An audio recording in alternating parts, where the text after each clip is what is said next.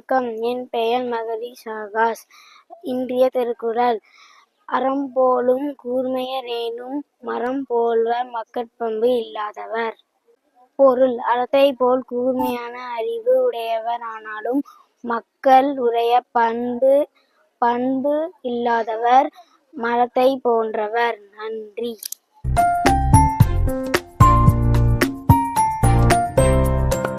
Hi everyone, I am Sinan Mohammed from grade 4.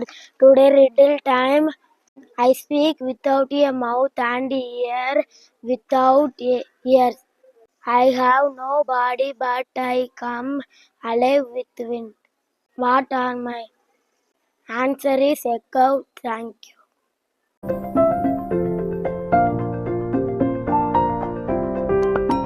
Hello everyone, I am Arjit from grade 4. Today's science fact: safety at school. Never run on the stage, always climb the stage in the queue, and never push anyone. Do not slide down the banister as it may lead to injury. Do not bring any sharp object to school.